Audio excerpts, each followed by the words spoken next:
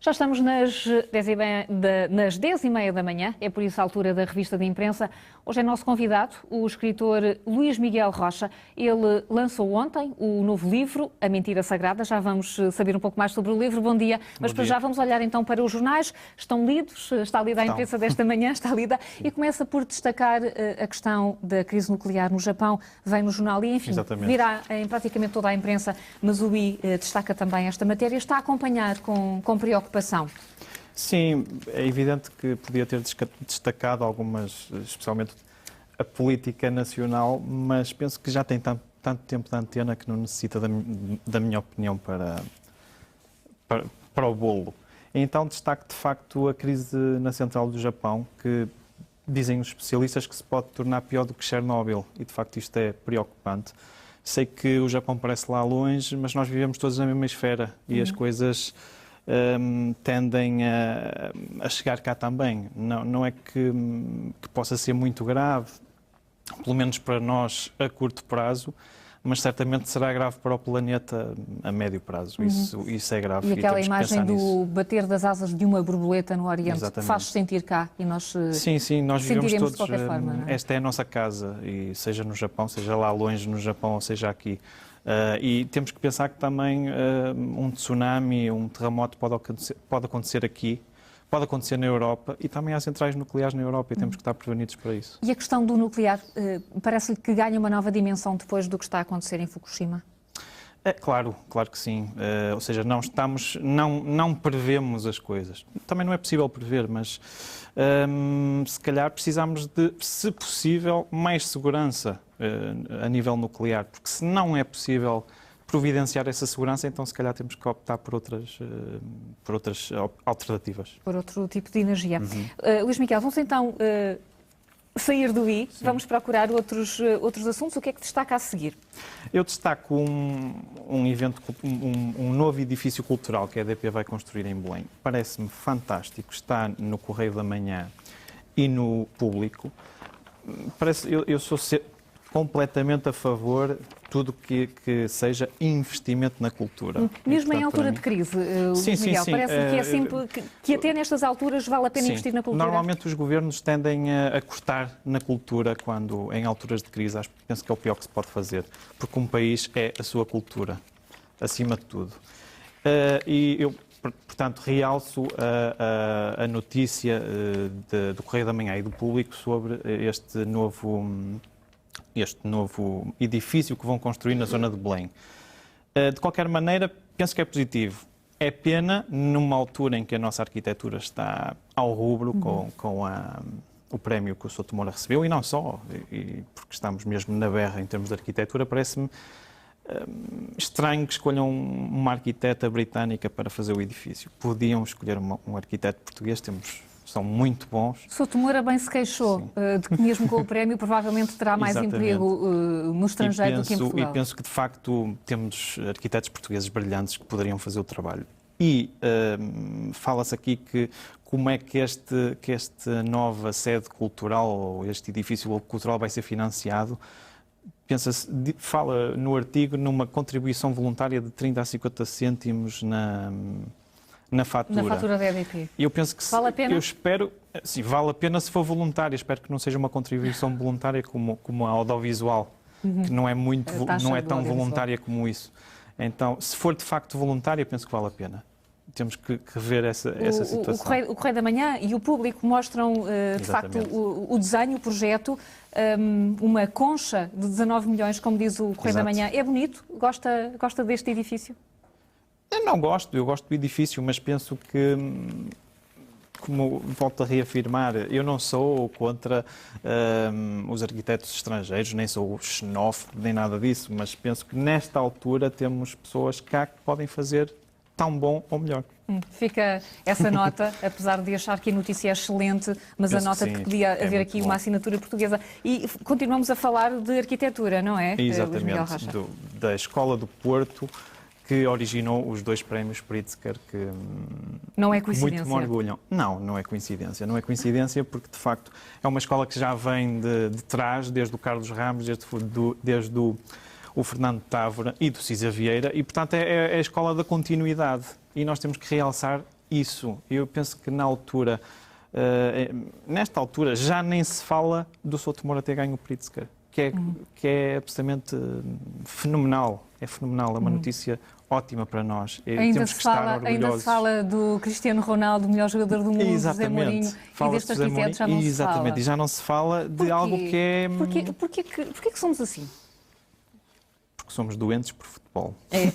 Eu acho que sim, eu acho que o futebol deve ser consumido, como tudo deve ser consumido com moderação. E nós somos doentes neste caso, já estamos praticamente neuróticos. E esquecemos de outros valores... Esquecemos. Mas no próprio desporto, quando acontece algo, quando alguém ganha, ou Nelson Évora, ou a Neide Gomes, ganham alguma coisa, o que é que se fala? Falam-se 5 minutos, ou fala-se no próprio dia e não se fala mais nada. E enquanto que as notícias de futebol perduram. Mas em todo o caso fica esta ressalva do Jornal Público que traz aqui uma referência grande, são 2 páginas, é de facto um espaço grande num jornal diário, Exatamente. 2 páginas sobre a Escola do Porto e com referência a alguns dos arquitetos. No DN, fica feita a coisa. Exatamente, sim. Obrigada. Fica de facto, esta ideia. É um artigo muito interessante sobre... E também vem um artigo parecido que se calhar acrescenta algo no jornal I, muito interessante, sobre de facto a Escola do Porto, a Escola de Arquitetura do Porto. E é um orgulho para nós, lá por ser no Porto, minha terra, claro, adoro, deixa-me orgulhoso. Mas é Portugal. Mas deve ser um orgulho para todos os portugueses. É um orgulho para todos, exatamente. Terá que ser mesmo. Sim. Avançamos então para mais escolhas. Agora mudamos para o Jornal de Notícias. Exatamente. É aqui que o seu olhar se prende em concreto. Sim, eu sou um homem de cultura e, portanto, adorei esta entrevista da Ana Vitória ao José Manuel Saraiva,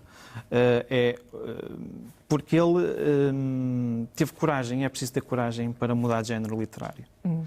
Uma pessoa que nos habitua com sucesso a escrever bem, a vender bem, a romances históricos e de repente muda para um género literário completamente diferente. Fala sobre sentimentos, fala sobre atualidade. É preciso ter... Eu consigo compará-lo com muita facilidade ao Ken Follett, que escrevia thrillers e de repente mudou para um romance histórico e na altura o público não gostou. Teve alguma resistência? Muita resistência. Por exemplo, Os Pilares da Terra levaram 10 anos para ser o sucesso que são. E neste caso, penso que o José Manuel... Ele dá uma entrevista muito interessante.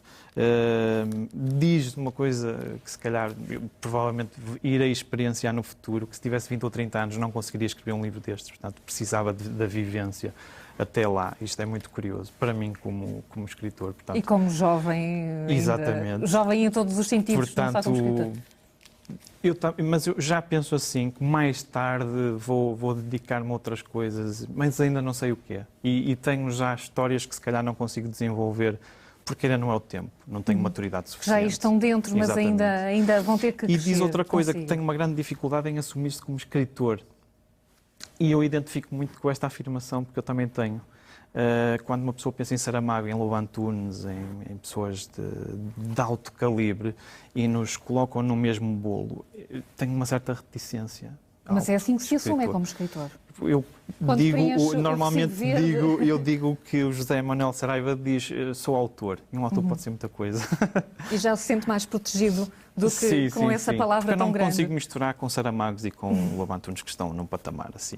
Muito embora bem. Esteja a diminuir, mas em relação a Saramago e Lobo Antunes tenho mesmo que o fazer.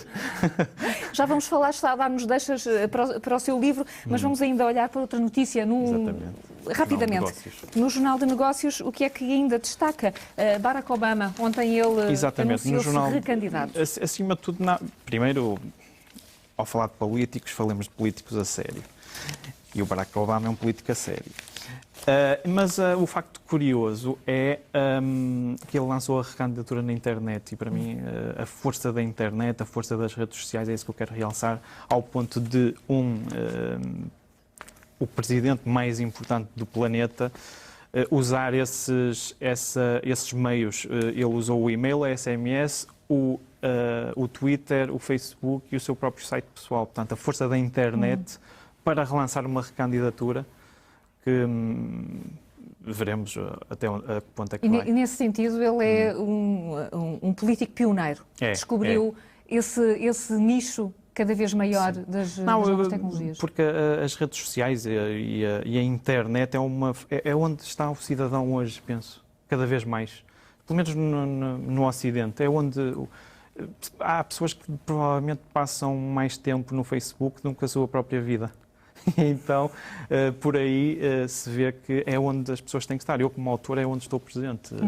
Eu sou acessível aos meus autores através do Facebook ou através do Twitter. E então a política que está cada vez e a política precisa, mais divorciada do resto dos cidadãos. Exato. Barack Obama está atento a isso e, de resto, a primeira eleição dele já explicou um bocadinho isso. Vamos então agora olhar para o autor, Luís Miguel Rocha, com mais um livro, A Mentira Sagrada. O que é que pode dizer sobre... Bom, A Mentira Sagrada é um livro sobre o Jesus histórico, não o Jesus teológico, não aquele que vem na Bíblia. Portanto, não se preocupem os mais crentes, os mais sensíveis. Não falo do Jesus que vem na Bíblia, só falo no Jesus histórico, segundo as últimas investigações arqueológicas, históricas, que trazem à luz aquilo que deveria ter sido a vida de Jesus na Jerusalém do tempo em que ele viveu e não sob o olhar do século XXI. E menciono também a participação judaica na morte dele, como de facto aconteceu. Ou como de facto pode ter acontecido. O livro é essencialmente sobre isso. Saiu esta segunda-feira em Portugal, saiu também na passada semana nos Estados Unidos e no Canadá. Esta é a versão. Um título muito Estados diferente. Sim, eu dou liberdade aos meus editores para escolherem o título conforme o mercado em que estão inseridos. E, portanto, se os editores norte-americanos decidiram que A Mentira Sagrada, The Sacred Lie, pode ser qualquer coisa.